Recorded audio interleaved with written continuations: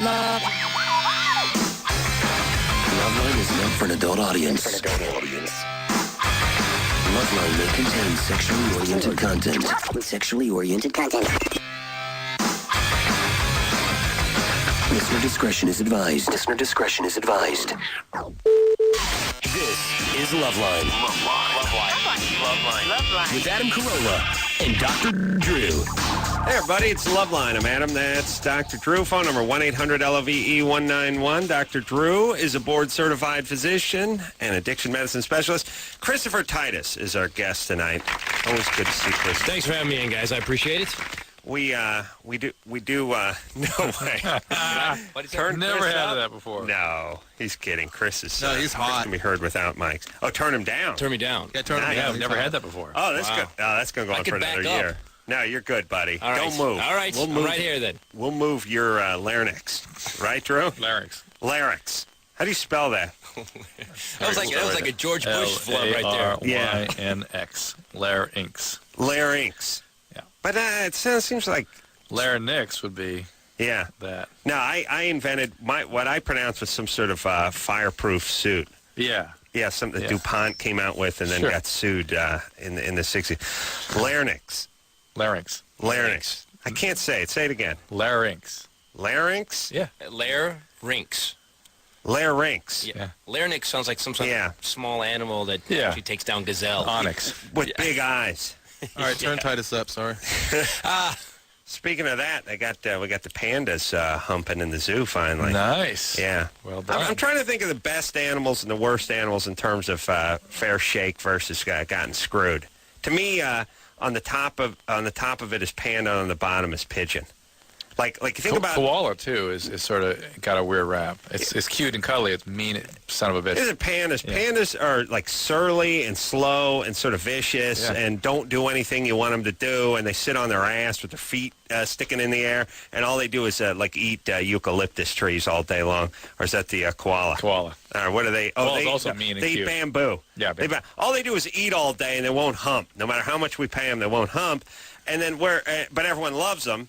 And then, like the pigeons, they carry messages across enemy lines and stuff, and we just make fun of them. Totally disrespected. Flying rats. Yeah, well. They're smart. Yeah. They're fast. We use them. What the hell do we use pandas for? Pandas can't be a double agent like a pigeon. Oh, my God. You imagine a carrier panda in World War I? You just strap a thing to it. Go! Go like the wind! And the panda would be like, F you, I'm eating. I'm sitting down. And don't expect me to F. Either. If you think I'm going to bang this other panda, you're sorely mistaken. I won't be doing anything. We would be speaking German right now. That's right. If there was carrier pandas... Oh, my God, you're right. That's right. It's a chilling thought, Adam. Thanks for bringing it up. The carrier panda. Everyone just close your eyes and imagine that horrible world. We would have lost World War I and II and possibly III. All right, so Christopher Titus is here tonight, always working on a charity. Not always. I hate charity. When we see him. I started, when I can hoard the charity for the event, I come see you guys. Mm-hmm. I hate charity, so we started our own charity a couple of years ago because what ends up happening is you're a comic and they go, hey, why don't you come to this charity? So you end up going to the charity and you're standing on a picnic table next to a freaking steam table with a sneeze guard, and there's a guy with a flute next to you, and you're supposed to, and then there's a game going. Tell me about it. And so I just decided I wouldn't do it anymore. Comics don't like to do it, but comics are the best for charity. So what we do now is... Now, wait, they're the biggest draw, the best draw? I just think it's easy. It's easy. Give them the best show. Yeah. It's quick, easy. Comics are, portable, very portable. Yeah, band, you have to set up everything, and then they have roadies and stuff, and then are they donating their time because these guys are getting $9 an hour? Well, nobody knows how to set up a comedy show either. So we started our own charity. I get the best comics. Last year we had Leno. This year we got Bill Maher headlining at the Alex Theater. We run a big theater, and we do it right so the comics want to come. Because there's a comic, I'm not going to name him, who recently did a benefit, and... Elaine Boozler. No, well, halfway through. I know when you're talking about Elaine. Someone stood up and said, I'll give you $25,000 to get off the stage. Really? Yeah, I'm not gonna tell you. And the guy's a really funny guy, a really edgy guy, but, you get in that charity attitude. A charity audience is the worst audience. So, by the way, if you want to go to the event, it's April 17th, 7 o'clock at the Alex Theater in Glendale. No bids to end the act. Yeah, if you've ever been to Muppets on Ice and thought it rocked, do not show up to this event. We got for you. Bill Maher, Joe Rogan, myself, and Alonzo Bowden, who won Last Comic Standing. And it's going to be a great show. Yeah, a lot of anger on that stage. Yeah, and all the money's going to a place called My Friend's Place. What I do is the Insight Youth Project is what it's called. Because Leno gave me a big lecture. It was called the Insight Project. Then Leno pulled me aside. And, hey, you got to put kids in there. Put a kid name in there. Yeah, you get kids in there, yeah. So, we're giving, I research a charity. This one is, it's called My Friend's Place. What these guys are on the front lines. You know these guys, Dr. Drew?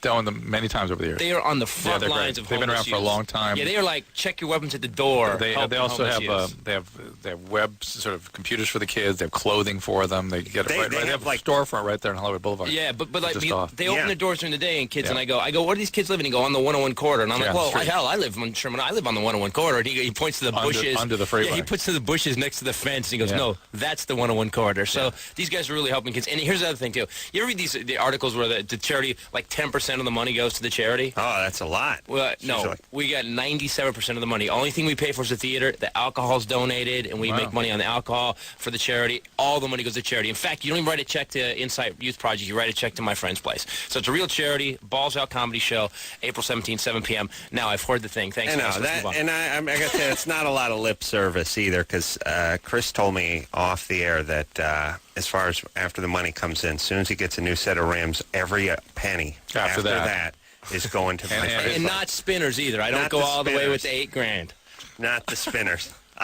To me, the spinner, I don't know if I'll ever break down and get the spinner. It's the bell bottom of the car world. And I think 3 years from now, we're all going to look back and notice it. Well, the polyester suit of the vehicular experience. I agree and have pointed out in the past that not a great rim for the brothers to put on the car, because the cop comes walking up, looks down, thinks the car's moving, just starts firing. It's not, Jews could have spinners. There'd be no problem Especially with the Jews. Los Angeles. Los Angeles, that's the last thing. That's the last message you want to convey as the guy's walking, doing that wide loop around the car they do with the dicey guys with the limo tint and the triple chrome 24s on there. They see when they pull over a Jew, they walk straight. They hug the side of the car. They actually wipe the side of the sleeve along the side of the car.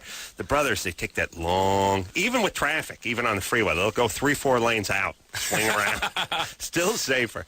Yeah, spinners. Just clip the carpool lane and then come back to the car. Yeah, then you step in. That's the protocol, Drew. Drew, what's up, buddy? Good times. Got stuff on your mind? Oh, I do. I got to find. So listen to this. I'm supposed to find somebody from our listeners. I was just looking for a yes or no. Really. That has gotten pregnant without penetrative sex. Do you think that's possible? Oh, you mean do I think it's ever happened? Yeah. Yeah.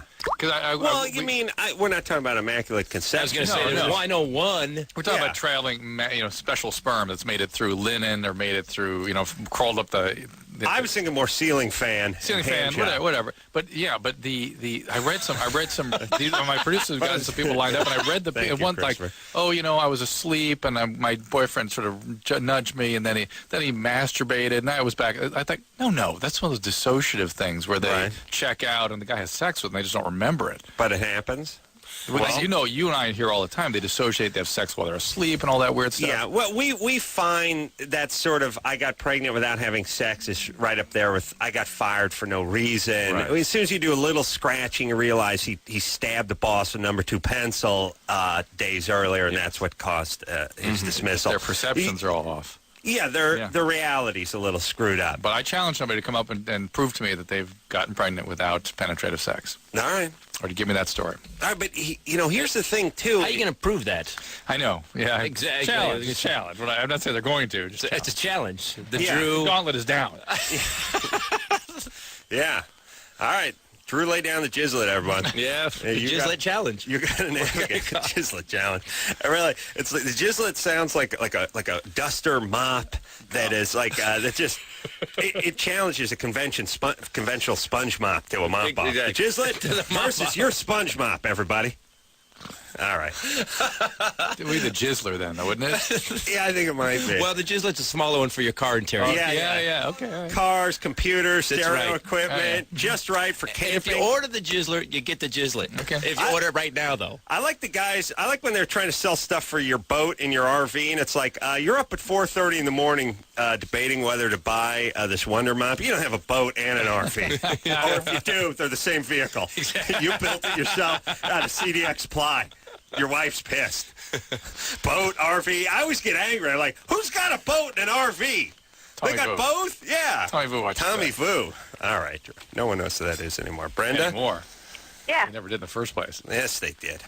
Brenda, here's the thing. Drew, you don't stay up till 3 in the morning watching yes, a lot of people infomercials don't. like I do. Very few people do. No, they don't. Yes, they do. Brenda, Yes. you're 23? Yes. What's up? Well, my question is for Dr. Drew. When I was younger, I was sexually abused by my brother. Nice. Yeah, very nice guy. My thing is the thing he made me do was do oral sex for him. Mm-hmm. And now every guy that I have been with, I want to do it. I receive, I got to give it back, I want to do it, but every time it gets down to it, I just freak out. I can't do it. I get literally sick to my stomach. And I'm wondering, is there anything I can do to try and get that image out of my head? Well, how old were you when this happened? It started when I was about 8, and it went on till probably around 11. How did you coerce you into this? 8 to 11. It was just we had a very messed up family to start out with. My mom's Clearly. been married many times, and alcohol. I mean, everything you can think of. Little Hicktown, USA, is where I came from. Yeah. And, How much older is your brother? He's 5 years older than me. Ooh. Yeah. Yeah, he's 13, you're 8, and it just keeps going from there? Yeah, and I never, our family, we weren't very close. I couldn't really tell my mom much. And then we moved away from him, and I came out to my guidance counselor because I was having lots of problems in school. And my guidance counselor got, social services and stuff. And Good. what ended up happening is my mom totally did not believe me. She basically told me that I was just a slut and trying to cover it up. Yeesh. And, yeah, nothing Wow. ever happened, And So Hold here's on we a know second. something happened to your But mom. of course, she was a mess. But also Brenda heard the slut part. She didn't scream, "You're a slut." Right. She just she's in denial about it. Right. All right. I just got to say something real fast. Oh. It's weird energy. She must have with her brother now, like Yeah. at Thanksgiving. and That's stuff. got to be a bad family reunion thing. I'm just You had a bad Yeah, family. you sup. Yeah, I know. That's why I love coming on the show. I always feel better about my life when I come on this show. My God. Thank you. And my mom shot and killed her last husband. Yeah. No, I'm just thinking, my sister, I had a Val Surf T-shirt that one of my sister's friends ripped off when I was 13, but my sister denied it, but I knew Mindy took it from my room. That was 25 years ago. Things have never been right. Right, between Things you have and your sister. No, bad Yeah. blood. Yeah. Still weird energy. Yeah. Still weird. I can only imagine. Stolen T-shirt. Only imagine with the oral sex, it was a long sleeve T-shirt. Just an Well, to be fair. The point is, I can only imagine how oral sex would rank up there. Here's the deal, Brenda. You need to avoid him and stay away from him. That's it. You shouldn't be around him at any time. Can we do that? Yeah, Yeah, but But what I don't about think that's the new guy? I don't think that's the issue. See, here's what because there's certain things in life you can just go, you know what, I have to make a decision right now that this isn't that. Right. That's the past that's coming back to haunt me. The problem is that in an extreme situation like that, how do you just kind of, okay, this guy is not my brother, yet No. it's such a traumatic thing. Well, it How do changes your you- brain. Yeah, but how do you, does it changes your brain? Profoundly. Wow, I didn't know that. Yeah, it Hold changes on. how the brain functions. Yeah. Not through contact. Not through actual direct contact. No, it's not Okay. how the brain All right, functions. listen, I'm not a doctor. Yeah, I know. I don't know what you mean. Well, as why I'm asking too. That's why Yeah. Change Your Brain got me interested. Palate is soft in it. And you know. lobotomy, the sort of like the ice pick action through the skull. This Oh. is so through the wrong. palate. Yeah, but no, the fact is that kind of trauma changes. There's many different ways there can be change, and fundamentally, it's sort of a post-traumatic stress disorder that gets wired into your brain. And so every time you see that, you have a flashback, right? right.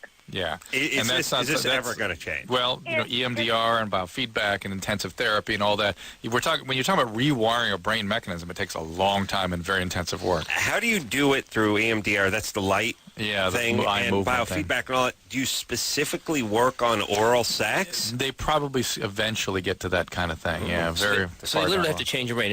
What if you just rode a motorcycle dangerously without a helmet, and eventually you would whack yourself and just kind of. That would change your brain. Yeah, exactly. I'm just saying that maybe you could clear that That's part all of I it. do. It just seems that you just have to go in. First of all, it's hard enough that she's having trouble with guys, but now she's got to go in and go, hey, the light flashing guy, here's Well, my problem. At least she can have a relationship and she's okay with guys and she can get as far as having, an intimate contact with somebody. That's pretty good. Can you have stable relationships? Yeah, well, I was married. I got married when I was young, got knocked up when I was young.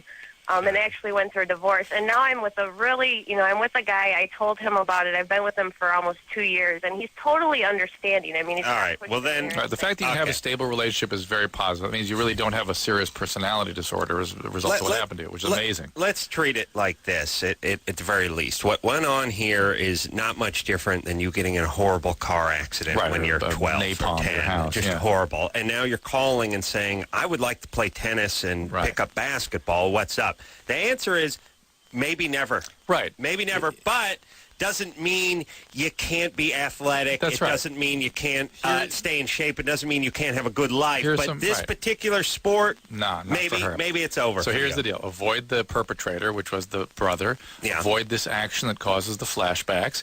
If you can continue to have stable and satisfying relationships, count your blessings. That means you're Right. fairly good personality construct. And just go forward. And especially since he's understanding about it, let it be. Right. And the other thing, too, is maybe if you just let it go and say, yeah, all right, it's not on my menu. I'm not even going to think about it. Let it go. No, I mean, can't do that. I mean, no, it'd be good if you could. You can't, They just can't. It's just but such a high level. but what if you don't put the pressure on yourself for the present day in the oral sex? Right. Maybe just go, look, I can't do this right now. Forget about it. Maybe someday. And then let it come. Pardon the pun. Don't try to force it. Don't tell that 'Cause to the you'll get- boyfriend. you'll That you get know guys obsessed get, with it. though. And Speaking of obsessing. would confronting the brother be like deal No, with that? no. See, how come you hear that? You cleanse it. You got to confront it and call him on it and blah blah blah. That's a naive idea about how we work. Well, But that's why I'm on the planet. and I don't mean that you're naive, but I mean that people have that yes, you naive did. notion out Yeah, there. I think Yes, that's you what did. it And the fact is, it leaves a biological imprint, and that's not undone by merely doing something in the present with somebody Don't else. talk to Yeah. me like I'm stupid. It's right here, Drew. I'm like, and I can see you. It's not like a phoner. I'm not listening to the radio. I can actually see the look on your face. Yeah. Back to women who get pregnant without intercourse. Come on, let's get that. I want to talk to Bradley up Okay. here who wants to donate a kidney. Yeah, Bradley? Yeah, I got a question for Dr. Drew. My friend has glomerular nephritis, What kind? end-stage renal disease. Is that right? Yeah, And he's on peritoneal dialysis 4 times a day. right. And You guys, wait, hang on a second. You guys have never seen that. It's a spigot in your belly, and you pour liters of fluid into your belly, leave it there for a couple hours, and then pour it back out again. What's it do? Does it circulate? Well, the membranes of your gut actually work as a sort of a dialysis membrane. Oh, really? So the fluids are sort of adjusted to sort of take things out osmotically. It's interesting. What if I blew pot smoke in there? Nothing. You sure? We could try it. Bradley, have you tried doing that, doing like a bong hit and then blowing like a French belly kiss where you blow the pot weed in, the smoke in there and see if you catch a buzz? His friend had something called RPGN, rapidly progressive glomerulonephritis, which is a common, not common, but a cause of kidney failure in somebody that age. That is just pow, it just happens all at once. So, do you know what the underlying cause of it is, Bradley? no, I don't. So they don't know. I mean, he doesn't have good pasture or some weird syndrome like that. No. So you want to donate a kidney to him? Yeah, he's like 40, and his social worker told him he's going to be on the kidney list, like the waiting list, for like 2 years. Yep. And his wife and all of his family members are diabetics. Oh my And God. And his brother has the same condition, and his kid could have the same condition. Wait, well, this is polycystic ovarian disease then, right? Polycystic kidney disease, rather. I'm sorry. I'm going to say. Wow, you're like a superhero, Drew. He's due to hit menopause soon, according to No, Drew. polycystic kidneys. That's what he told me he has, so I don't know if he has something else. But Well, glomerulonephritis is not a heritable disorder. It's a Hold on. Are you a real doctor or just a love doctor? good times. but polycystic kidney disease is an autosomal dominant disorder, meaning you transmit it to your offspring. Oh, you do? Yeah. They have a 100% chance of getting it? 50%, I believe, Wow. And if you have 100 kids, they'll have 50% chance. each. All right. Hey, Bradley. yeah, So, so you want to give him your kidney? yeah. And Is this going to work, Drew? If you match, do you match? Yeah, I match, and I have the same blood type, and I just want to know because my family doesn't really want me to do it, and they really just want to know like the risks involved, and like Yeah, how big is that, Drew? I don't hear anything about people dying trying to give their loved ones kidneys. No, it's a huge operation. It's a big not even deal. necessarily dying, but like what about like the after effects after the surgery, like long term? But you only have one kidney, and a friend of ours had it, and her weight changed dramatically. Some things happen, little things happen, but she gave it to her sister, and there is going to be some changes, right? I mean, it's possible. How many? You only have one kidney? He's to be down to one at that point. Oh, yeah. But what a good guy, man. His friend's not going to walk around like a human keg anymore. Yeah. But wow, I mean, that's a commitment. Well, Yeah, no, man, but you hear, I mean, you don't hear about it with friends that often, but you hear about it with family members quite a bit. Yeah. God forbid when the Carollas need a kidney. Oof, that's rough. Then you'd be, yeah. Then you hear about the friends coming in. No, it's like, look, we'll start looking at plots, but... No, I'll throw us to charity for you at that point. At that point, we're going to pull the Inside Youth program. Carolla Kidney program, yeah. Yeah. What about it, Drew? About what? You do it? How long is the procedure? A couple hours? I'm sure it's probably 3 or 4 hours, and recovery but they have 3 or 4 weeks. They have it down now. Yeah, it's not. I mean, it's a major operation. Let's be clear. A major operation, and it's dangerous. But it's successful. Yeah, they're not riffing it. It's usually successful, right? And you're down to you have 50% of your kidney gone. You're meant to have 2 kidneys. There's a reason we have 2 kidneys. I mean, you can do without them, but. As you age, people live so long now, and one of the things we're seeing all the time after the 75. Well, if he lends him the kidney, we could loan out. But after 75, people are getting a lot more kidney disease these days, just the result of aging and high blood pressure and various kinds of insults to the kidney.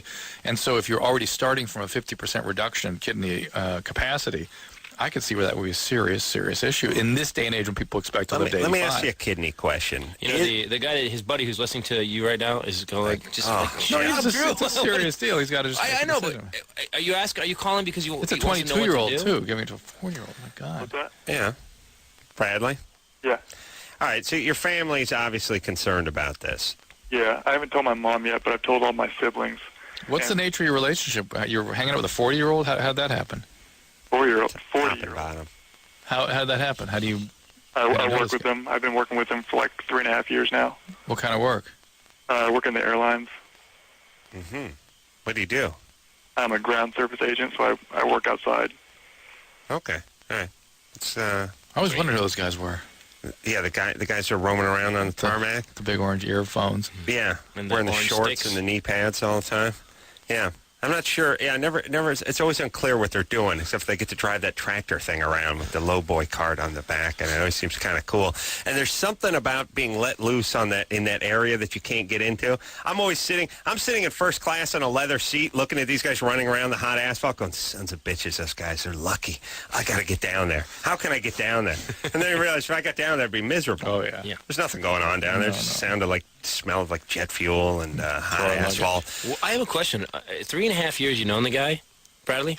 Oh, let me get him. Yeah. 3.5 years. No, it's just what's going on. I mean, 3.5 years you known a guy, and you're like, I'm gonna kick in a kidney. Now, right. It's not like some of you've known your entire life. What's the relationship? What's going on? I mean, that's a huge deal. Are you just a really nice guy? Because my ankle hurts, and I might need a transplant. And if we match. I mean, I brought some laughter into your life, right, in the past? Come on. Come on, Bradley, buddy. I get it. That was the past, though. Well, I know. I'm working on new stuff. Yeah. No, what's going on with you and this guy? I mean, what's going on? Just really good buddies? We're not like exceptionally good buddies, but I think it's probably pretty corny, but you only get a couple chances to help someone out like this. You're gay. All right, let's look. Well, why don't you just come to the Charity on the Edge benefit on April 17th? I'm going to ask a crazy question. He's in Boise. We never Help some asked people. somebody this. Stowaway on one of those planes. Where's his Where's dad? his dad? That's a good point. Where's his dad? Ooh, Oh, the guy's dad doesn't Bradley's. match. Oh, Bradley's Bradley. Where's your dad, Bradley? He lives in Seattle right now. All right. Let me say this. Charity. Just feels like a guy who's empty, desperate for male connection. Yeah. Bradley. Okay, but for some people, it's all they have. I mean, I could remember back before I was literally a millionaire and a C-list celebrity. I was a Catholic big brother. I was a point of pride for me. I would tell everyone I talked to, I'd just work it into a conversation, see if I could get laid. Oh. Yeah. No, people are proud of working with people or or making a sacrifice. You know, I mean, really, it's what the military is. Yes. Oftentimes, people come home, they're like, "Well, yeah, we got shot at, but somebody's got to do it." And you think, "Wow, this guy put his life on the line in doing his job."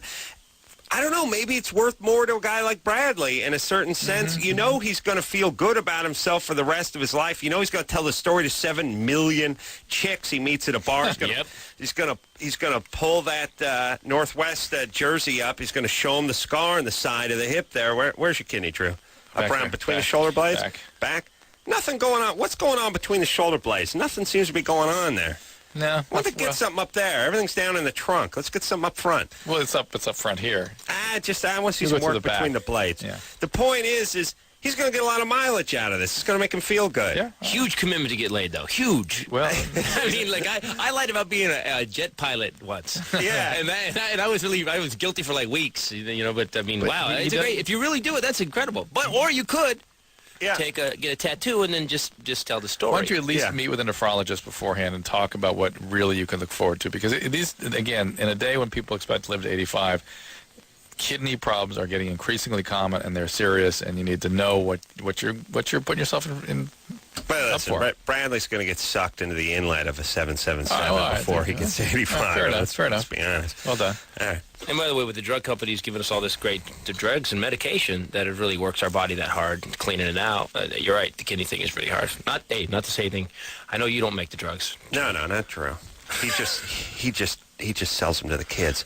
He peddles them, pushes them. He's a mule. Pusher. But look, Drew, we got to go to pusher. break. But let me ask you real quick with the kidneys. Yeah. Is it like Christopher's a car guy? Some cars, like trucks, will have 2 fuel tanks. You use one, it gets empty, you switch it over to the other one. Yes. Yeah. Kidneys working simultaneously? Simultaneously. You don't switch the tank? No, you don't go back and forth. So when you get rid of one of them's doing double duty. Double time, yeah. But obviously, you could do that. you can absorb that. You can do that, but again, if we live to 40, the way we're meant to live, we're supposed to die at 40 in nature. Yeah. We were supposed to die at 40? Oh, yeah. Yeah. In nature, absolutely. And this whole business of living to 80 and stuff is not normal, not natural. I mean, we didn't evolve for that.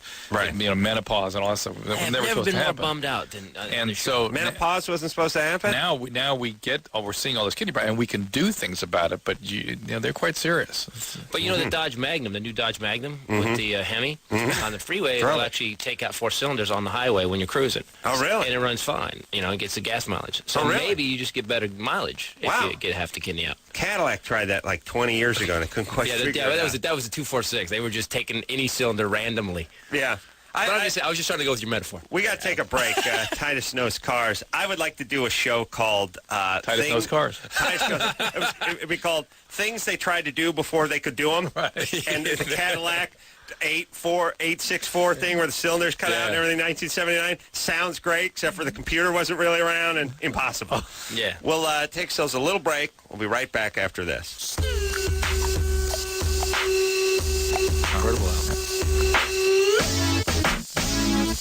Hey, everybody, it's Loveline. I'm Adam. That's Dr. Drew. Christopher Titus here tonight. He is in here with a very worthy charity.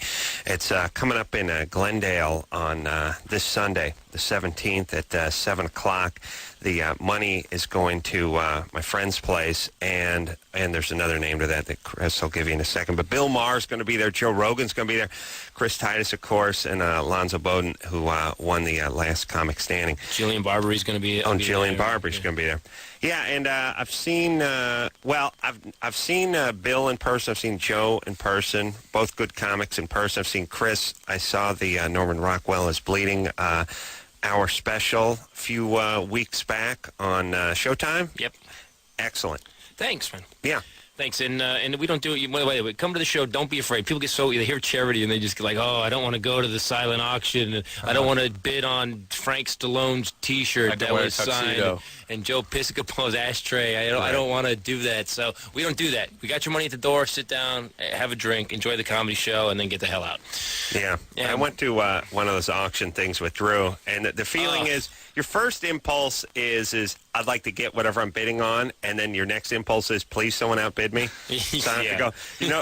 They had this thing was you know what it was? It was it was a perfect thing too. It was combat aircraft. You get in an aircraft and do a little Top Gun action. Yeah. No, you don't fly off a carrier. That's it. No, there's one we had one year he sold off a carrier. The guy flies you out and then you do something. That's a bit of a ride. But they just Yeah, I think it's just a ride. Yeah, you're not going to. All right, let's launch him. I don't want to be in. No, you don't fly it. I mean, You got the steam catapult hooked up. Thumbs up is go. Thumbs down, we scrub it. Now listen, it'll probably be dark by the time you land. We got about a 30 knot crosswind going here. Now, if you don't hook, you got to go full throttle when Now, you you get saw on the Top deck. Gun, right? How many times did you see Top Gun? Full throttle when you go down. If the hook doesn't grab, you're airborne again. We don't need you to drink. We'll have a chopper in the air. And though, don't in case you're going- forget that the seas are rolling about 35 feet, so when you slam into the deck... That's right. That'd be awesome. Yeah, That would be a blast. $180. Sure, I got to anyone fly with could the do Blue it. Angels. You fly one of them? Did you No. Oh, that's crazy. Blue Angels. It's insane. Oh. Because they're all cool. I mean, I puked. They have a camera on you, so they actually are videotaping you puking. And, and the guy goes, we get them puking. First of all, we strafed. We're out in the desert, and we didn't strafe. We actually went over a prison, a work yard. He got really low, and then hit the afterburners. Oh, really? Yeah. Wow. And then he does a dive bomb run. He goes, yeah, we're going to do a dive. Want to do a dive bomb run? And I'd already thrown up, so I was like, yeah, I'm fine now. So we start to do this dive bomb. And throw up from the rolling? It's or basically a control. Everything you know about airplanes, you're crashing. You're great. And I'm going, okay, I get it. And he's going, no, we're not there yet. And we're literally, there's like rabbits looking up. It was so close to the desert floor. Now, how high up did he start off, and then how close to the deck did he get? I think we started about 14,000 feet, and then maybe lower than that. And then he just went. It's straight down. It's straight down, and everything you know about airplanes is your anus just squeezing shut, and it's horrible.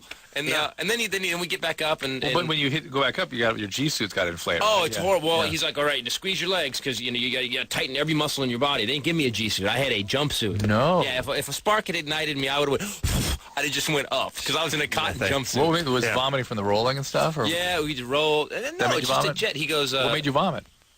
That was in a Everything. fighter jet. But I mean, going fast. What some particular move made you throw No, up? when he takes off, they take off at like this crazy angle, and everything he did, it was just, and then they let me fly it. Really? Yeah, they don't do that anymore, though. I got before the civilian program got canceled because it seems one of these civilians remember that submarine that hit that Japanese fishing boat off of Hawaii? Turns out it was like someone guesting, hey, you want to drive the submarine? No. And they hit a fishing boat and killed a bunch of people. No. Yeah, they don't let you just take the wheel anymore. Yeah. Stick. And that carrier crash that guy, that program they had for a couple weeks. Yeah. Landing on a carrier. Well, what is that, a F-16? What do they fly over there? Was it F-16. Yeah. That is awesome. I mean, it was crazy. You couldn't, what an experience. It's amazing. And the guys are cool. He got out, no sweat on him. No sweat, perfect smile. Hey, how'd you like it? I get out, man, I have pictures of me. My hair is sticking up, man. My butt's all running over down. you. I got puke on my shirt. Not exactly Top Gun material, my Titus. I would gladly do that and love to do that. The only thing that scares me is these guys are keeping score of who they made vomit. Yeah. Oh, yeah. Titus cracked him like a piñata. Oh, yeah. 4 seconds into the flight. No, but there was a jockey who took the flight before me. Like some horse jockey, some race. He didn't puke. Yeah. Well, they're Guy's used like to be 3'8", and he was fine. Yeah, no, he's just that's just like putting like a toiletry bag in the seat behind you, strap it in. It's not going to vomit. But the point is like, I would love to do it, but I'd just say to the guy, look, you don't have to show off. Just do your thing. I'll be here. You know what I mean? Like, don't go sick here. Just sure, Mr. Carolla. Yeah, I know. See, I'm an idiot. I told him. I said, I actually said, make me puke. And he was glad to just jump in with that. Yeah. Oh, how awesome. Tula? Tala? Yeah? Tala? How do you say your name? Hi. Paula. Paula. Oh, Paula. Oh, they started with a T. Nice. All right, Paula. What's happening? Hey, how's it going, Adam? Oh my God, I'm so happy to finally get to talk to you. All right, well, go ahead. Here we are. Well, pretty much, I feel like my whole 20s have been shot. Actually, I've been using drugs since I was 14. I started off with speed and alcohol, and I'm now smoking pot. I smoke about an eighth a day. I've been going through therapy and everything, and I don't know, I've been having a really hard time. My boyfriend, in fact, passed away of heroin. He OD'd about 3 years ago. And all right, so listen. So you've been undoubtedly, you can't go that long hardcore and not get in some treatment. So you've been treated before? in a program? I have. And why didn't you stay with it? Why didn't you do what they need you to do to get sober? Well, I tried doing it sober, and honestly, when I leave the meetings, I feel like crap. Yeah, Paula, that's right. That's why you use. Sobriety is not about feeling great. It's about digging through these horrible feelings until you learn to regulate them on your own. Eighth a day of weed is a fair amount of weed. That's a lot of pot. But here's the deal. One thing I know about people that need inpatient treatment for chemical dependence, you go to Hoag? Actually, I just been doing therapy, one-on-one therapy. Okay, well, one-on-one therapy does not do anything for addiction, unfortunately. And I've been going just to Alano clubs, the 12-step meetings, but I found that even NA meetings don't really... She needs to go. Paula, you need to go to you've undoubtedly are a trauma survivor. This is the one thing about people that have sort of difficulty getting with the program and have very long-standing intensive polydrug addiction since early in adolescence. You can pretty much predict in my world, if you come into my program, there's a 100% probability that you have physical or sexual abuse in childhood. Mm-hmm. So what happened to you? And exactly just what you said. You're going to have a field day with me. I grew up really bad. I was abused by my father's son. I was taken away from my family when I was 5. There was a big... All right, it's a big deal. This is a big deal, You're Paul. abusing yourself. You're going to need to go somewhere. You need to be in a highly structured inpatient and residential program for a long time. This is not going to get better. You're not going to be able to do this without a structured program. You're not. I've seen Dr. Pinsky. I've seen patients. Yes, in fact, my boyfriend was a patient of yours, and nice job, and I've seen people go in and out. I've been in and out, and I'm scared that it's something about me, and I don't want to die. You're going to die on the road you're on. The problem is until you understand and believe you're going to die, you probably aren't going to get with the program. And you also, I don't want to interrupt you, but you know what, there's I don't want some people put her on hold. There's some people that have an addiction, and for some reason, it becomes the one thing in their life that they have stories about, and you can hear her talking about it, and she's talking about it like, and then I did this, and then I did, and there's a I'm telling you a cool story, like it's her cool story, man, and I know some guys in AA donation. I know some guys in AA that same thing. They go into AA, they talk about AA constantly, and then they go off the wagon again, and then they talk about that constantly, and then they're back in AA and they talk about it. You have to just kind of face that. Nobody really... Look, the bottom line is you're going to end up killing yourself. We had a comic, Mitch Hedberg. Loved it. Took himself out. Great guy. Funny. Hilarious. Took himself out. Just couldn't stop. And that's what's going to happen. And by the way, that's what's going to happen. Here's the other addiction. The disease process is fatal commonly. Yep. And if you don't really intensively participate in the treatment process... Exactly. The disease process takes over. And even when you do go into treatment, that doesn't mean that it's going to change the course. You have to very seriously commit yourself to it. Yeah, you can't treat it like, oh, I'm in treatment now. Yeah. And that can't be a story. Right, you have to be... Or that's going to fix me. Yeah. That's not going to fix you. You have to go participate. But and that's why I'm stop agreeing because you haven't done it. Yeah. Stop agreeing. And you're high. See, you're high right now. It says here in your Newport Beach, California, Hoag has a good program. There's Sober by the Sea. Go down there, check these things out. Sober by the Sea sounds like that's a great brunch. Sober by the Sea. Where do you want to go for Sober by the Sea? Is great. They got the bottomless shrimp platter over there. Overlooking the awesome. ocean. Nice. Have you been in an omelet bar at Sober by the Sea? Awesome. Guy makes it up. Whatever you want. You want bacon and Swiss or bacon and American? Doesn't matter. He'll put it right in there for you. You just stand there, makes it while you watch. Yeah, it's a disease like any other, and it has a predictable response to treatments. And you have a certain intensity of disease process. Paula's got very severe disease. It requires a certain intensity of treatment. If she had oat cell cancer of the lung, she wouldn't be arguing with me about what she needed. Right. You'd say this is what you need for that, or without that, things don't go well. Or say I know, and not do it. And not do it. Every addict. I think every addict. I mean, it didn't give me. Every addict. Look, when I was doing drugs pretty heavily before I fell in the bonfire, and I knew it was not. There was no upside. I knew. You never admit that, but and it just when you hear people talk about it, I get a little frustrated and angry because like Mitch just died two weeks ago. He died, and because he was one of those guys, it was just like he knew. Mitch was a smart guy. He knew, and just kept doing it. And when you hear people talking and I know, then why are you calling us and why aren't you in a program? Let's go. Don't die. There you go. And this ain't. By the way, I'll be a lot funnier at the benefit. No, that's good. That's solid. I just get mad. It's compelling. Yeah. That's awesome.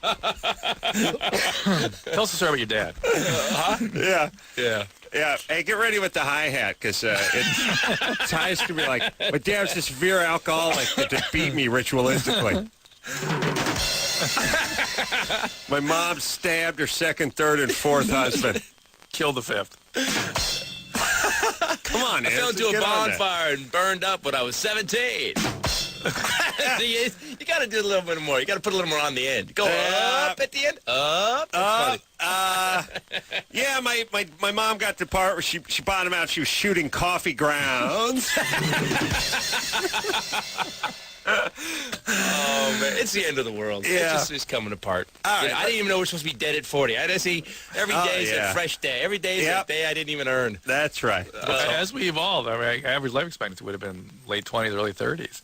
Wow. I mean, without evolution. Without modern science, without medicine. Well, didn't they say that like it's going to go to 120? Like we'll be able to live to 120? Yeah, but that is so much BS. I got to tell you that. We're going to be like C-3PO, just walking around. Yeah, wait till you go meet a few men in their mid-90s. Go talk to males in their mid-90s. Yeah, the Pope. I mean, Pope 84 wasn't really wasn't no more racquetball. That's all I'm saying. Right, 95 in a male is a very wretched condition. Yeah, you don't want to live that for 15 years. I don't think the Pope died. I think the world's coming apart so bad he just pre-boarded.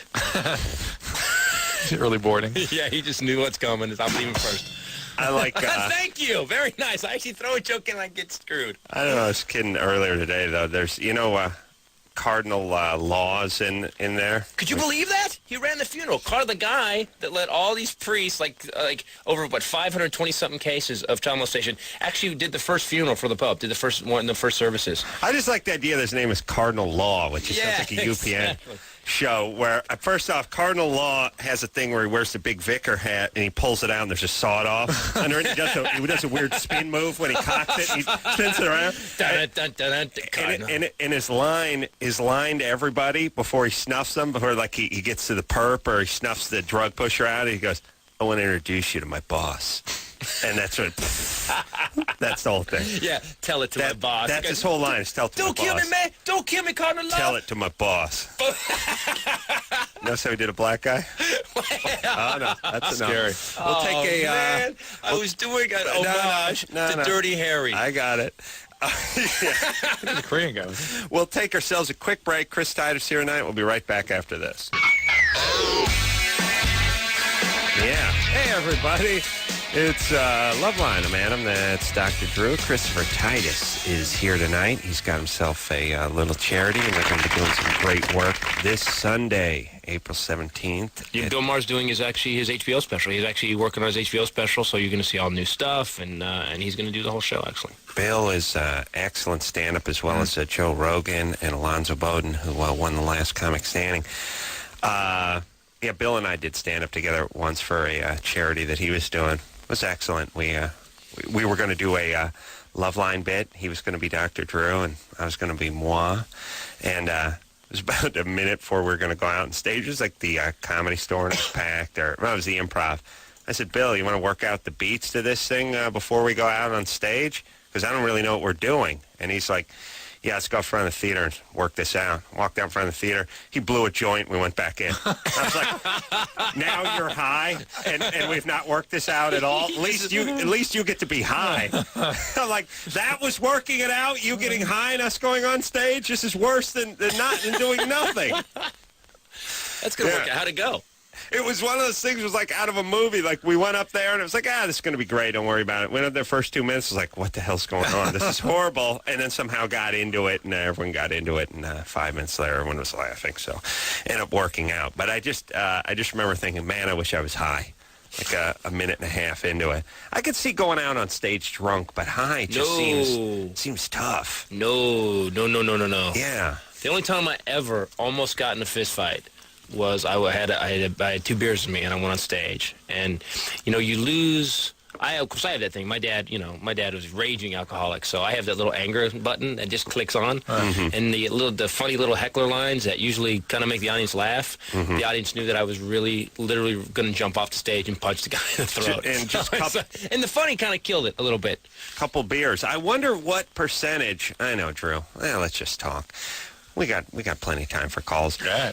You do hear about the Immaculate Conception. a lot of performers that just have a shot before they go out there, or just something. But they don't get drunk, they don't get loaded. They just have something to take the edge off, or whatever it is. I'm sure back in the day, 60% of them would do that. No, I'm a retard. I can't. No. I don't think I have can my either. facilities about me, man.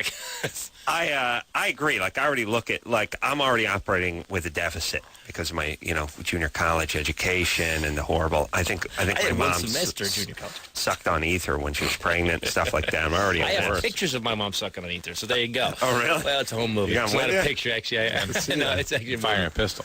We have a question for Chris from Joe, but we got to take a break. Joe?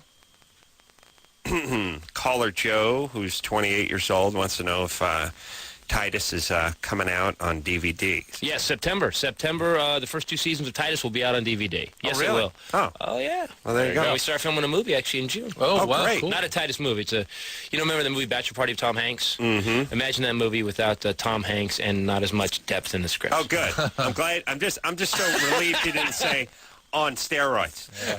Yeah. I can't stand that With one. an edge. Yeah. Or with an edge. On acid or on steroids? Or imagine Extreme Bachelor Party. on steroids. Yeah. All right, we're going to take a break. Christopher Titus here tonight. We'll be right back after this. Hey, everybody, it's the Loveline. I'm Adam. That's Dr. Drew. Phone number 1-800-LOVE-191er. Christopher Titus is here tonight.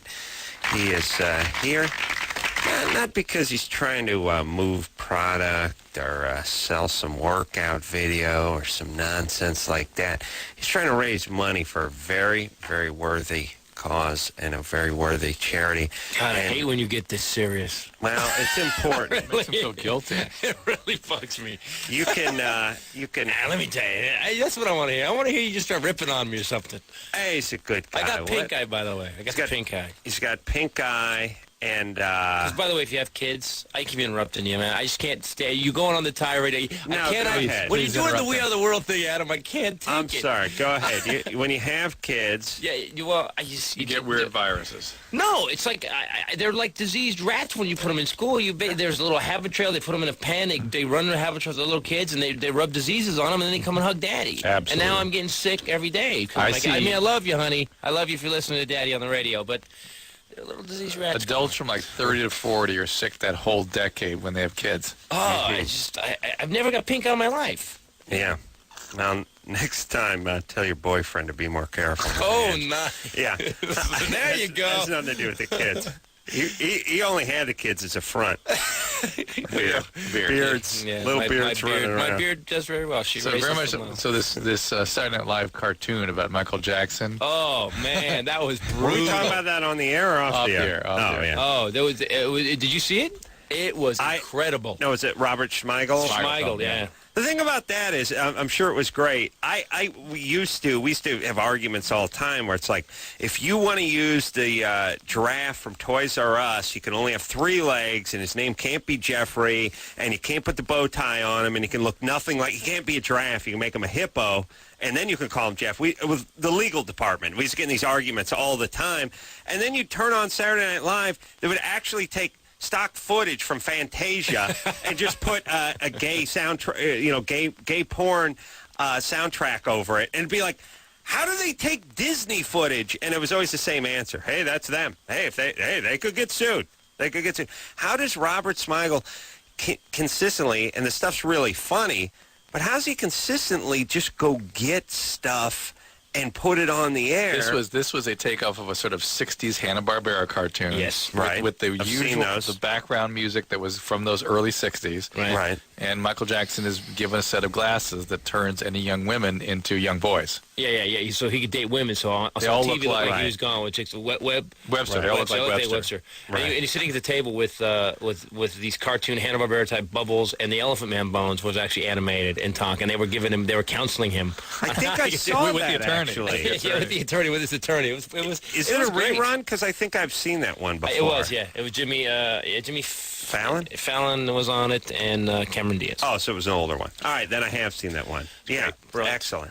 Always And slanderous. And I've been sued. Boy, it was good. Have you? Yes, I have been sued. Why? I used to write for this Hot Rod magazine, and I just really kind of what you do here on the radio for the sexual thing, I did for the Hot Rod world, and I wrote about this guy who was basically, in my opinion, was ripping people off, and we tracked it down to like 9 guys. And so I wrote this article. Didn't name the guy. And Didn't name him. Didn't He name still him. got sued? Oh, we didn't have to pay anything, but except for the legal fees, which were about $40,000. Oh. Yeah.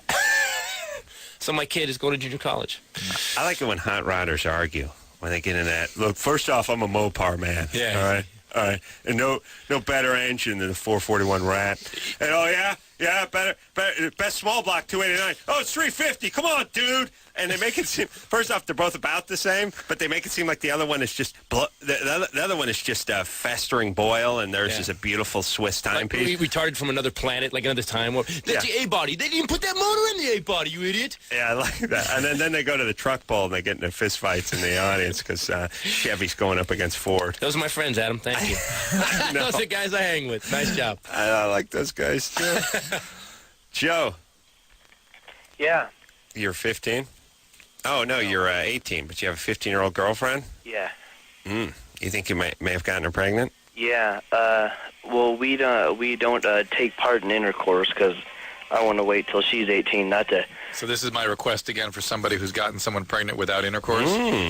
Is that what prompted your call? And Game show music here, man. what Turn happened? your radio off. Oh, my radio's not on. Are you Mormon? Something's on in the background. What is that? I got a stereo on. I'll turn that off though.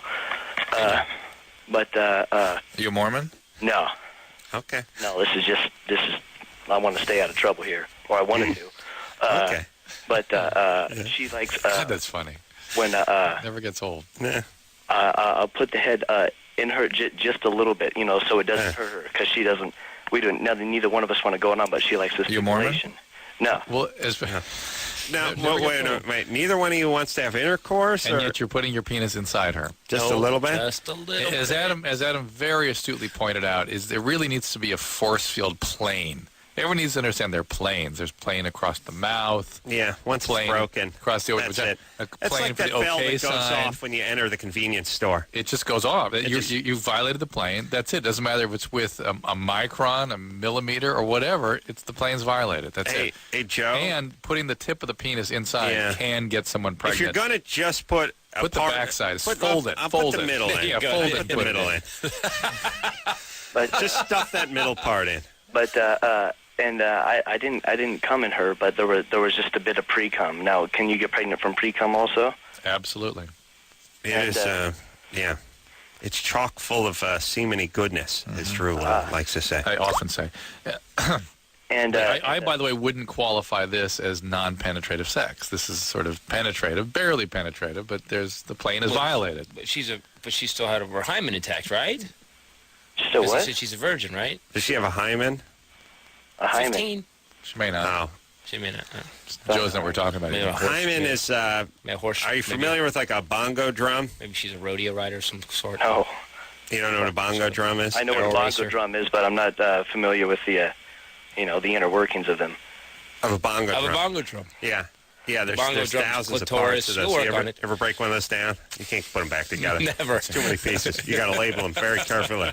Bong part, top part. And another question was, Bong and go. every once in a while, when I'll eat her out, she'll get Mason jar. really kind of she'll start to swell in her. Are you a Mormon? No Mormons. Okay. All right. Yeah, she gets a little blood down there. She gets engorged. No blood, but it kind of swells. Everything enlarges her. Yeah. I don't mean blood. I don't mean blood squirting out of her. Blood Yeah, flows. if you're eating her and she's bleeding, you're doing it wrong. He's Really badly. was actually eating her out. Actually, physically, Exactly. he At that point, worked her way up to her shoulder. We've crossed the line. Yeah. It's awesome. No, Drew, that's getting someone pregnant. Just That's putting it. plain old getting somebody pregnant. Yeah. And she isn't pregnant, or he doesn't know, but it's possible. It's possible. It's a good way to get somebody pregnant. Put your penis inside, ejaculating or not. I'm looking for somebody who's gotten pregnant with like their clothes on. Or like through a car door, something like Yeah, that. You're looking yeah. for the Right. special one. Yeah. Right. Got it. And what about? I have to be convinced too.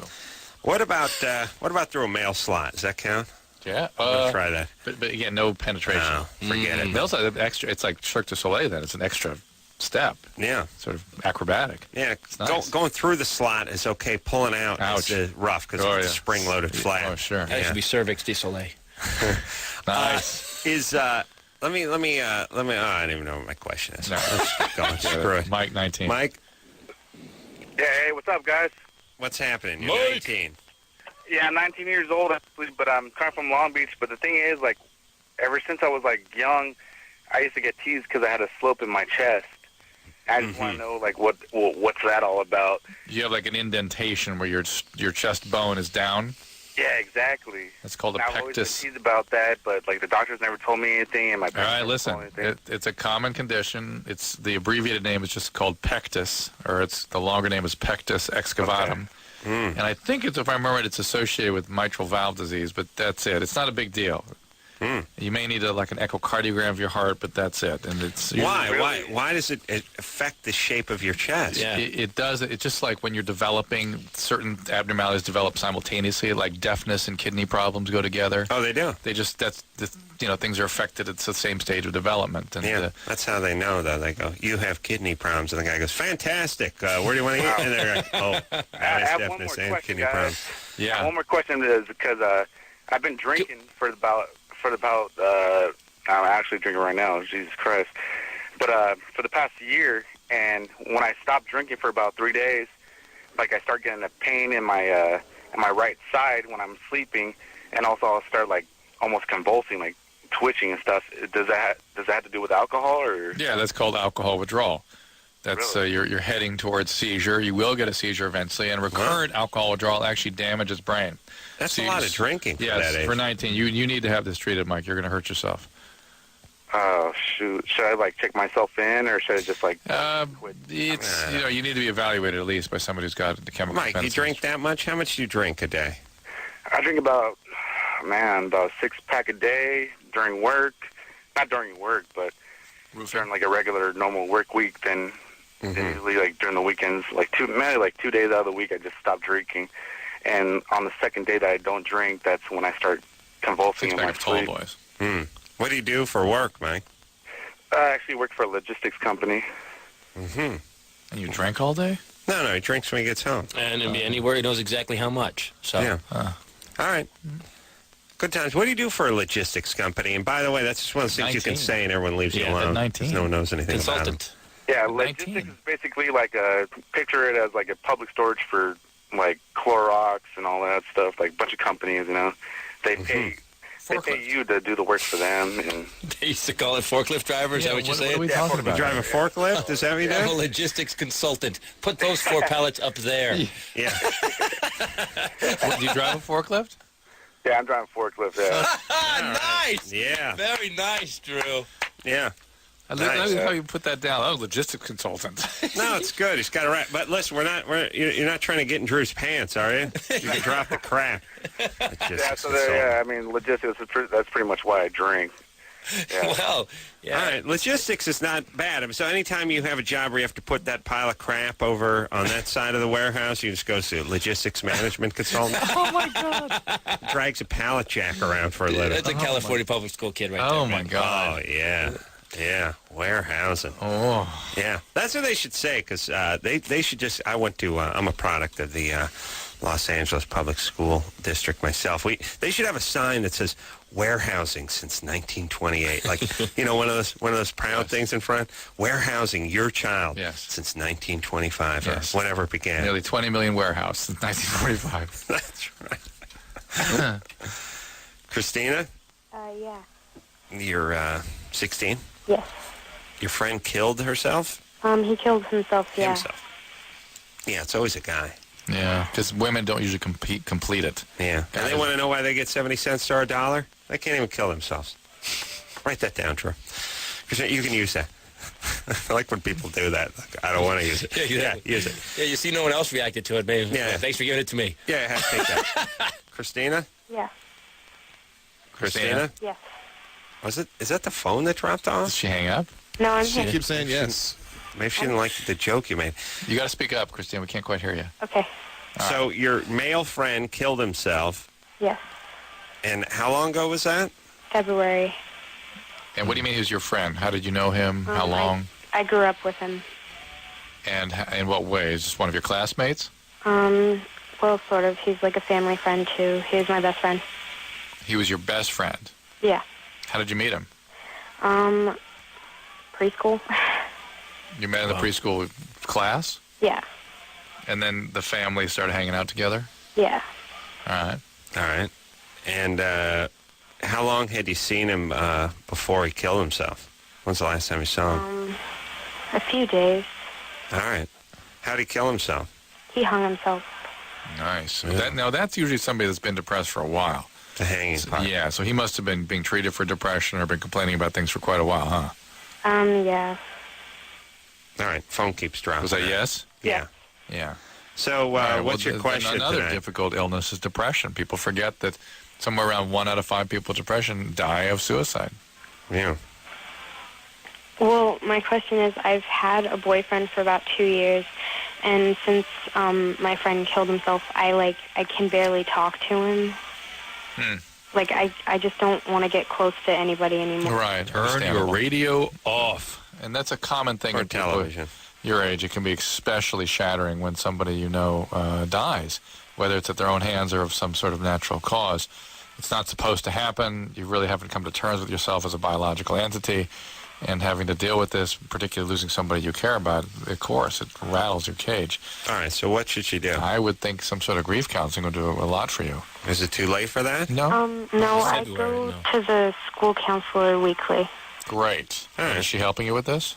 Yeah. Hold on a second. What's your stereotypes? How do you know it's a girl? How do you know it's not a fag? Just screwing with Drew. Wow. It's Wow. late night radio. Come on. So yeah, stay guy or with chick, though, stay with the seriously? work. You've got to keep working with the therapist. And I think a grief group would be helpful. Oftentimes, Well, how do you get in that? I mean, what do you do? I imagine that there must be other people at the school that have issues about this. Maybe they What's counsel in a group what's together. coming up for you? What's coming up for you? You know, my sister, Kirsten's last time I was here, actually took her own life. Hey. My mom, and she Oh, how long did ago it was very that? violently. When you said women don't do it, she did it not that long ago, 6 months ago. Oh my goodness! Oh. Since I was here in November, and she horrible. She basically took a Please, nice. Anderson. Nice. You like I'm a comic, my friend. Oh, my God. Basically, sure. I don't know what was going on, but her and her boyfriend had broken up, and she he was an EMT, and he had a gun in his bedroom. And while he wasn't there, she came in, sat at the end of his bed, put the gun on her chin, and pulled the trigger. And basically, yeah. So what's coming? And I know what came 6 up. months ago. Yeah, not that long ago. Wow. And I know what came up for me. Well, my mom did the same, same thing. So I'm curious, what's coming up for you? What's Your mom had killed herself too. Yeah, what's coming up? Same What's way? coming up for you? No. Is she there? Yeah. Christina. Christina? What do you mean? Well, what's coming up for you? What? You're going to counseling. I mean, you said you can't talk to your guy. You can't. What are you thinking? What are you thinking? I mean, are you thinking you had something to do with it? You could have stopped it. What are you thinking? Well, yeah, because I knew that he stopped taking his medication, and I didn't Well- say anything to anybody. What was he? What was the medication? he had depression. You know, my mom. You feel guilty, Christina. Yeah. No, you can't do that. Look, No. he's responsible for his own illness. You had nothing to do with him killing himself. Yeah, if he would have stopped it and not, if you had told somebody, he would have got angry with you and stopped taking his medicine. And something advanced, and then you'd have been guilty about that. Here's the thing: when we lose someone we love or care about, it always comes back to what could I have done? What could I have done? What could I have done? The bottom line is they had something wrong. It was something wrong upstairs. My mom was schizophrenic, wouldn't take her medication. My sister, she had tried to kill herself 10 years earlier. And at the end of the day, you have to know that there's nothing you could have done. There's really nothing you could have done. You could have put him you could have actually told everybody, put him in a mental institution, and if he wanted to, he would have found a way to kill himself there. Now, the what your sister did is a alcoholic move. She wasn't though, man. She was really angry. Isn't it a really angry way to kill it? I mean, but the addicts do that. Was she never addicted to pills or anything? Was she a nurse or something? No, she wasn't a nurse. She was, just it's a lot like my mom in some ways. How old was she? 6 years younger than me. I'm 32. But so she had never had any other conditions other than the depression and the anger? You know, she Bipolar? Yeah, I mean, there was stuff going on, you know, and you know, it was, and it just... Well, don't you think she was, you know... Didn't call. I mean, again, didn't call. Well, when didn't reach out. Well, first off, it seems like your sister was trying to send a message to her boyfriend. It's an acting out. At the end of his... Yeah, it Find her, It right? was really odd. Yeah, it was really like... That's why I think alcoholic addict. And he was freaked. He actually sent me letters that she wrote to me because we had a falling out like a year and a half ago. So and by the way, Christina, you take like we had a falling out like a year and a half ago, and the first thing came up was, oh my God, had we not had that falling out, she would never have done that. Well, you know, and it came up for me too. So just know, you got to know that when someone is depressed or they have a chemical imbalance and they're not thinking right and they stop their medication, there is nothing you could have done, hon. It's grandiose to think that you're responsible for other It is a people. little self-centered. It is, and we know your heart's not thinking that, but it is a little bit. You know, now what you need to do is take care of you. You need to take care of you. Which is actually all you can do for the person in the first place. Right. You taking care of yourself actually makes you more effective in dealing with them. Exactly. All right, so you stay with the counseling at school. This is a fresh wound. Give yourself a 2 few months. weeks to heal, too. 2 months. Yeah. I mean, it takes at least 6 months really to get over this kind of thing, and just to be able to handle it. Yeah. Yeah, you know, the thing that's nice, one nice thing when you get a little bit older, actually two nice things. One thing, one nut sack will hang, one nut will hang a little lower. And twist a little bit too. Yeah, I enjoy that. I like the asymmetry. Yeah, but when yours are, you know, one's half inch off the 3 foot, ground. one's The character 4 foot, twist. yeah. I call it the character twist. But yeah. The thing that's nice is you've it's like the seasons. You've experienced a few of them, and you know the summer's coming. You know, when you're 16 and it's raining outside or it's snowing outside, that's just the way it's going to be forever.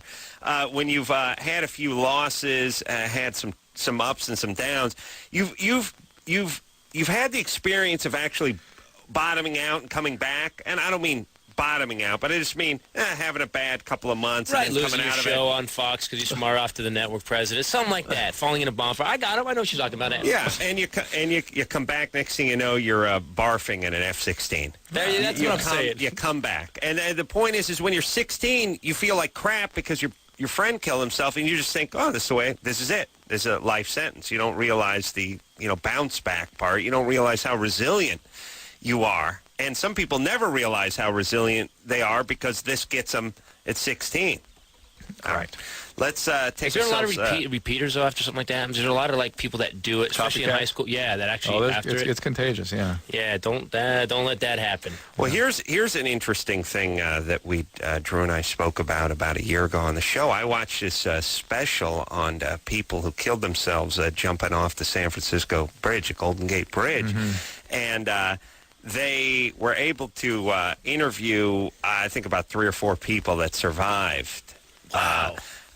Because Golden Gate Bridge, by the way, has like 1,000 people kill themselves a year on the Golden Gate Bridge. And they should put a sign on it. It's like, you can also drive your cars across it, folks. Get to Sausalito. It's not just for killing yourself anymore. I'd be great with those signs. Yeah. Not just for killing yourself anymore. Or if I was like San Francisco, if I was like the mayor of San Francisco, I'd be like, please kill yourself on the Sausalito side. Yeah. So they can get you out. But the point, and it doesn't count on our tally, but like 1,000 people kill themselves a year on the Golden Gate Bridge. It's such to the point that they're thinking about putting a barrier up now, and then other people are pissed. It's going to screw up the view, whatever. Like 3 people have survived over the years, and the first thing they say, all the survivors, is as soon as they jumped off the thing, they wish they hadn't.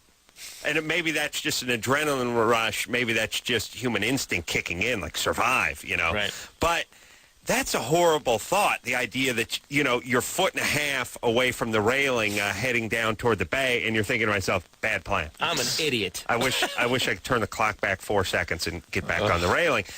That's the only part that would make a bad situation, even worse.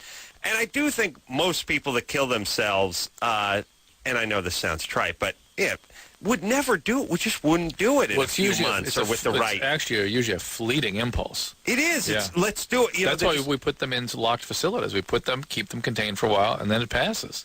Yeah, and I don't know, murder's probably that way too. Whether it's murdering someone or murdering yourself, if you could get the person and pull them aside for a little time out, there's a decent chance that whatever horribleness was in front of them might not come to fruition. All right, I just think about that horrible, like the other, 10,000 people that killed themselves that long flight down the water, thinking, all right. Just feeling bad about your decisions. Bad. And I'm an idiot. Bad, I already feel bad. And I screwed this one up too. And If I survive, I'm going to kill myself. All right, let's take ourselves a little break. Christopher Titus, the always provocative, always interesting Christopher Titus in tonight. We'll take a quick break. Be right back after this. Ready? You know what? Things are much better. Titus. Yeah.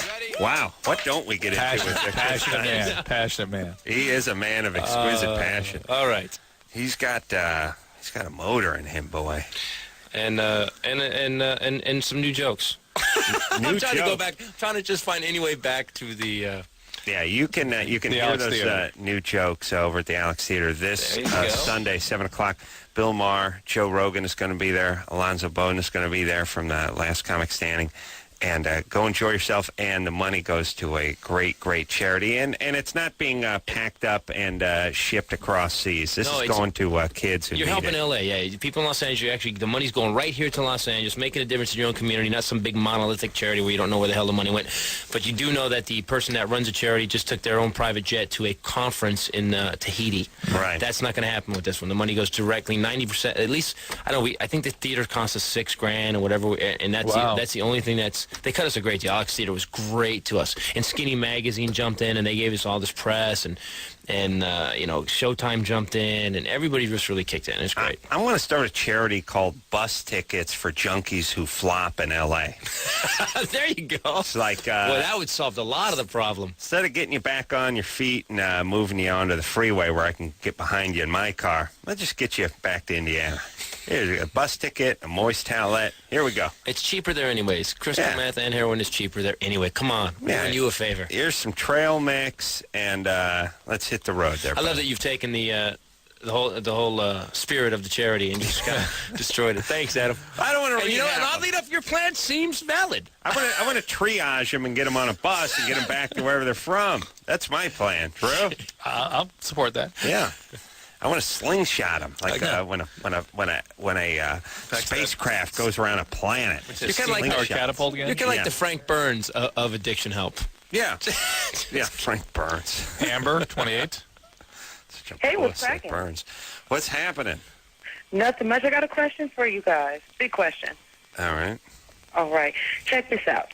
Okay, my boyfriend, he's a breast man, loves his breasts. However, we have a problem. He loves to play with my nipples, but my nipples are really, really sensitive, almost to the point where it's annoying. Now, my question for you is this. Is there any kind of, I know this sounds far out, is there any kind of, like, spray or anything like that? Anything I could use to kind of desensitize him so I don't kind of rob him of his fun anymore? Nipple off. Isn't it Nipple off? Do they have that? Nipple off on the greatest hockey players to check ever. He's from Winnipeg. Nipple off. Oh, you're going to Winnipeg? Nipple off is awesome. No one handles a puck like Nipple off. Nipple off. Nipple off. Hey, you're going camping? Don't forget the nipple off. Sounds like the world's worst spray. Yeah. The Gisette. What's our Gisela? Gisela and Gisela. It's a nipple off. All right, now wait a second. Drew, what about a little Ambisol on there? Something. Well, like yeah, there are Ambisol. There are over-the-counter anesthetics like a xylocaine jelly, that sort of thing that might be useful. Maybe you could sort of freeze it with ice or something. I don't know. No, the xylocaine jelly would be funny because this guy goes into work the next morning. Hey, Herb. She got the desk. Handing him a dry erase board. Got it on with my girl. It drools coming down. Hey, nipple. What? Nipple off. All right. By the way, have you had kids? No, I don't.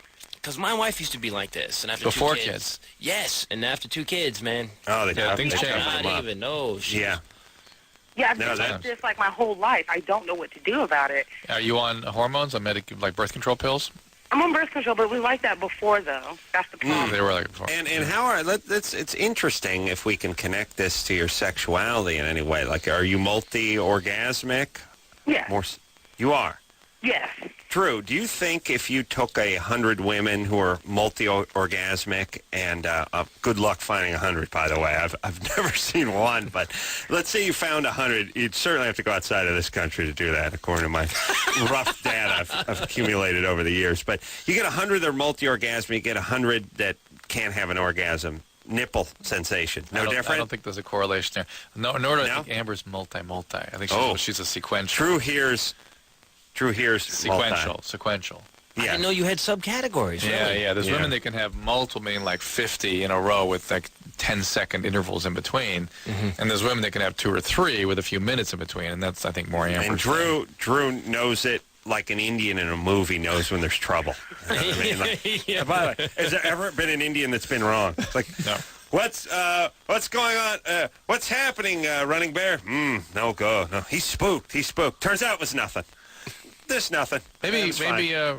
Thunder Bear would like to speak to Amber. Nah, forget about Thunder Bear. Too tired. Where was she? Too? Yeah. All right, Amber. So are you? Is it multi? I mean, do the orgasms come one after the other, or is it just one and then another and another? Actually, it's like one after the other, depending on how excited I am. You know, there's really no any kind of inhibitions or anything. I mean, no, wait a minute, like water. So how many will you have in a row? If we say, for example, we have sex for about 10 minutes, I'd say I'd probably have about 3 or 4. Yeah, there's nothing, no wrong with that. True. The Indian may be wrong. All right. And by the way, muchos kudos for actually trying to find a solution. She wants, like, it's not enough that she's having these multiple orgasms. She actually wants to help her boyfriend play with her nipples harder. And that's you know what? Yeah. It's a rare thing in a woman. Good for you. Yeah, I would say you're a giver. I would say some xylocaine. What about that? That's over about the all I counter. come up with. Well, what do they have? What can you buy over the counter? There's xylocaine jellies, that kind of thing. Yeah. What do they use them for? Gum soreness and things So like is that what that Ambisol stuff Yeah, has in it? basically, yeah. So it would numb. It's topical, and it would numb whatever it's Yeah, a on? little bit, yeah. It might work. Try it out. Jim? Usually the equivalent to duct tape and baling wire for a guy working on a car. Nice job. Nice job, Drew. Yeah. There's not a lot you can do with that, unfortunately. Hold on. We got another drug call here, but let's see. Boyfriend gave her 2-year-old nephew a bath. Weird. That's good. This guy's been on hold for 75 minutes. All right. Let's talk to him. Get rid of him. Uh-oh. What the hell name is that? Itai? Hello? Itai? How do you say your name? Itai. Oh, all right. Well, there you go. Oh, You're 13? yeah. Oh my! It's so nice to talk to you. I love you guys so much, Adam. Thanks, Itai. You guys are amazing. I love. Thank you. Thank you. Where'd you get your name? What kind of name is that? I was actually from Israel. Ah, Israel, huh? good. Oh, 13. Yeah. So you're now officially a man. Yeah. And he can use the phone. Good job. Yeah. Thank you. Here's the thing. Hold on, Itai. The whole thing with the bar mitzvah, blacks are a man at 13. Jews got about another 8 years. Nothing better than seeing the bar mitzvah picture with the guy with the braces and the huge Jew fro and the bad glasses, the 110 pounds of elbow and knee, just as spindly and awkward as you could be. You're now a man. Really? Get on that. And it's funny, the Jews are a funny culture because you ain't a man at 45 if your mom's still alive. You know what I mean? Like, when does that mom go, here's the keys to the vet, the booze cabinet, you know where that is. Hey, listen, we're going out of town for the weekend. You want to bring some ladies, do your own thing. And by the way, hey, if you want to do homework or not, do your own thing. You're now a man. Does that ever happen? No. No, other cult, like, see, in you know what? That's the whole thing. Blacks and Mexicans, they don't even need that you're a man now thing. It's just, you're born, you got a penis, you're a man. Get out. Get busy. Go knock someone up, go to work. Yeah? The Jews, ironically, feel like they need to have one because otherwise no one would ever catch on. Like, why do I feel like I need to lay out a disclaimer for even being on the show right now? No, it's a beautiful thing. I just think it's funny that the Jews have that right in the passage into manhood that way. Yeah? All right. It was a warrior culture at one time. And that's when we were only living to 40. That's right. At 13, that's when we lived to 40 again. Yeah, we're back to, right. we should be dead at 40. But then that was, a little bit of inbreeding since those days. 8,000 years ago. Now who's going to get in trouble? I'm just saying. All right. Itai? Yeah. Okay. Well, like Sorry, I got buddy. both your books, Cracked and The Survival Guide to Life and Love. You read Drew's book. Yeah, unlike my friends, like Adam, never read my book. I get the gist. Oh yeah. Yeah. But okay. So like I walk home from school one day, and it was a half day, and then I go to my dad's house because my parents are divorced, and my dad's remarried to some bitch, and then Cut right to it. Good job, man. He's a man now. Yeah, he didn't mince words. I can say that. Mm-hmm. Yeah, okay. And so I walk upstairs because like my dad. I don't think my dad's home, so I walk upstairs, and then like my dad and some other guy walks out of my dad's room, and they're not wearing any shoes or socks, and I'm like, whoa, what the hell was that? And then like they just like act really embarrassed, and he's like, oh, this is my friend, and then so they go downstairs and they start like drinking coffee or something. Then I just go to my room, and then wait a minute. You saw your dad and another man leave your dad's room with no shoes on. Or socks. Embarrassed, which does creep you out just a hair more. But he recently creeped me out. And then I got home, and then I put on some CDs, and I started thinking about it. I was like, whoa, what the hell were they doing? And then so I haven't talked to my dad about it. I haven't said anything. My dad hasn't talked to me about it. I don't know what to do. Do you know the guy? No. He just appeared. This guy, whoever he was. Is there some Jewish ritual, the barefoot thing I don't know about? No. All right, just checking. I'm not, Yeah. Yeah. He hid the matzah in the other guys. I don't think so. I don't think so. No. I think he was playing hide the matzah. No. All right.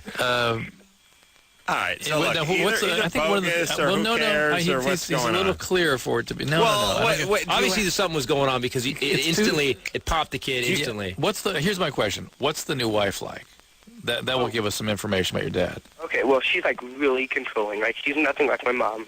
Mom's like really easygoing and stuff, and then she's like totally controlling. I think she like totally owns the marriage and stuff. And she's just like, whatever she says goes, no questions asked. Describe us more about it. What's she look like? Yeah. Oh, she's blonde? like, yeah, blonde, really, not too long, kind of overweight, like. Jewish or Goyim? What? Goyim or Jew? Jew. Oh, she converted actually. Goyim. I love that. Yeah. Well, started out, yeah. All right. Nails? Long nails? Yeah, definitely. All right. Well, do you have any reason? She in the real estate business? Wow. What? Yeah, forget it. It's like Drew CSI. He's building a profile. Do you have any reason to suspect that your dad may be gay? Not really. All right. It doesn't send off alarms for us. Yeah. Okay. Yeah, and why? But what came up for you, man? Was it just being 13, or look, I believe in this. Human instinct is pretty. At one point, was really highly tuned, and I don't think we've lost all of it. Right, you're right. So what came up for you, man? I mean, again, it comes in. What did you think when it happened? Is it just weird, or did your mind just start playing tricks later on? When it happened, did you instantly think something was weird, or did your mind you start thinking about it? Both.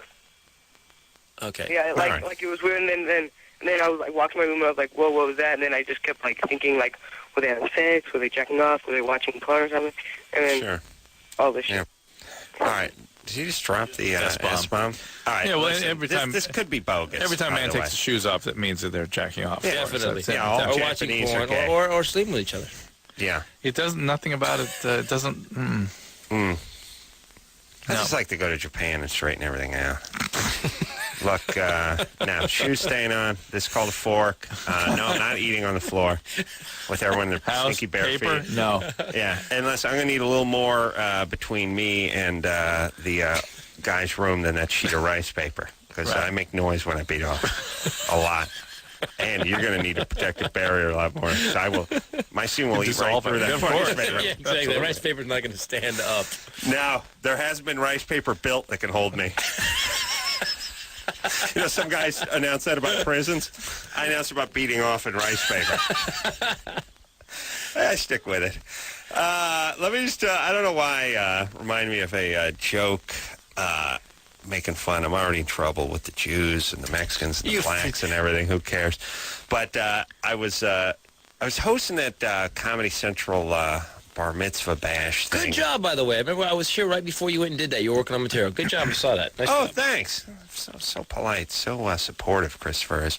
And, it's not my normal thing to go out and do stand-up. And people don't understand how hard that really is. If you're not normally a stand-up, it's not the easiest thing in the world to do. It's one of these things that if you do it once a year, you may as well just not ever do it, really. It's sort of like going to the plate once a year and then going back singing the dugout for the rest. It's like, I don't think we can do anything. But anyway, there was one joke in there that I just thought was funny. I don't tell too many jokes, but I think Snoop Dogg was doing the show, and it was a big bar mitzvah thing. And I mentioned that the Snoop Dogg's going to be on the show tonight. And the black man doesn't have the bar mitzvah per se, but he has his own ceremonial passage into manhood. It's called being tried as an adult. Yeah. Yeah, lots of groans. Wow. Nice. Yeah. Edgy. You're on the edge, man. Yeah, on steroids. Yeah, it's like your dad's sitcom, but on steroids. Yeah. Christopher Titus is in studio tonight. We'll take ourselves a little break, and we'll be right back after this. Hi, I'm Gerald McRaney, and I got a vest with a lot of pockets in it, so I'm authorized to talk about war. Huh? If you got a vest with a lot of pockets in it, you can talk about almost anything, and everyone will listen. Hunting or wars? Whatever. More pockets on the, you can just, zebra run 43 miles an hour. Human man can only top fastest man. You could wax on about BS. It's the same thing if you put a tape measure on your belt. You walk into any building, no one will stop you. That's right. Guy could come in your front door 4 in the morning, as long as he had a tape measure on his belt, walk right past you. Christopher Titus is in studio tonight. That's how he got in. He put a tape measure on. I saw that. That's how I came in, man. He has himself a little charity, and it is a worthy cause, and all the money, 97% is going to the people that need it, namely the homeless runaway. All except for $6,000. Well, we had to pay for the theater, but that's all. If you want to check it out, www.alextheater.org or go to charityontheedge.com. And we just said, Bill Maher is going to be doing what he's doing is what he's going to do for his HBO special. He's working on it, and he's been doing that. And Joe Rogan's going to be there from Fear Factor and News Radio, who's hilarious.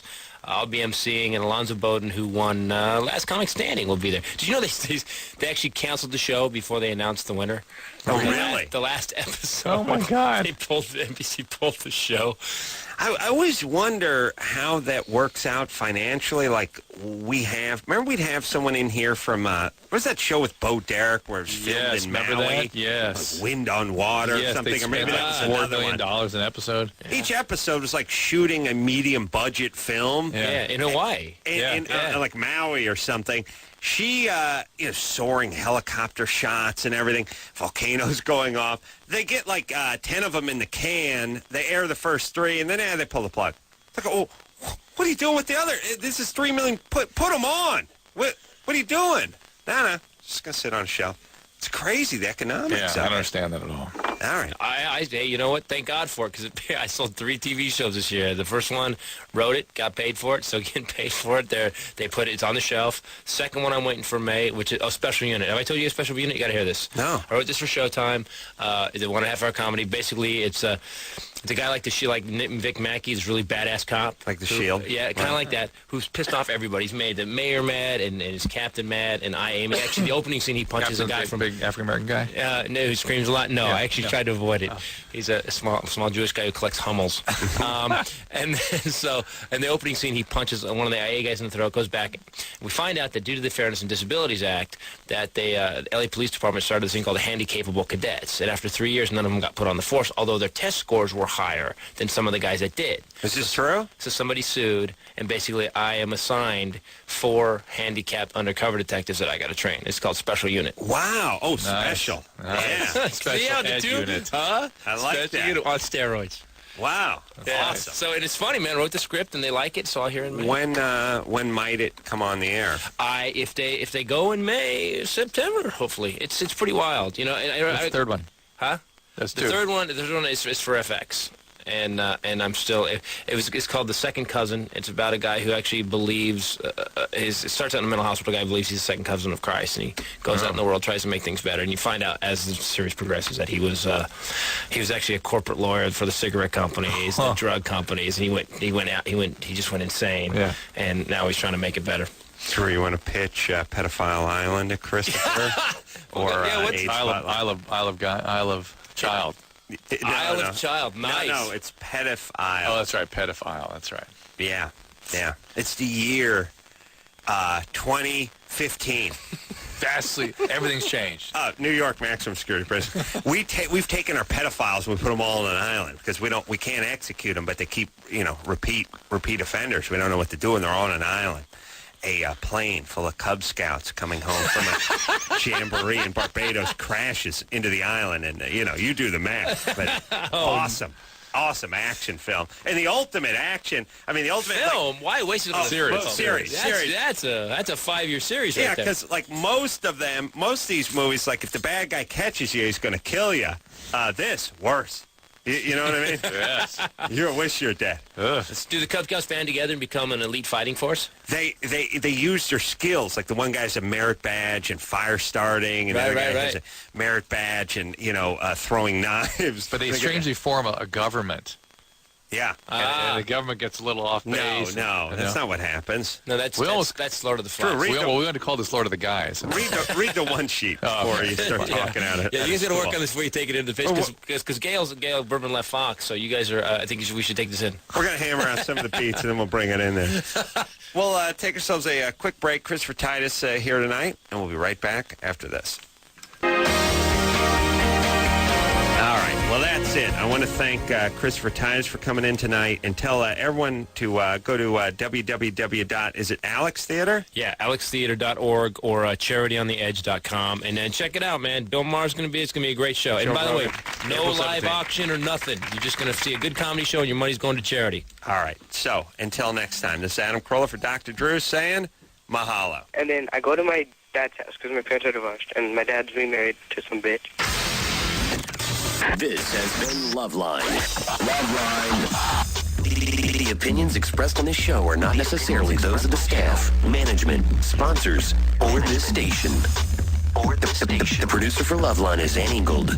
Loveline is a presentation of Westwood One Entertainment.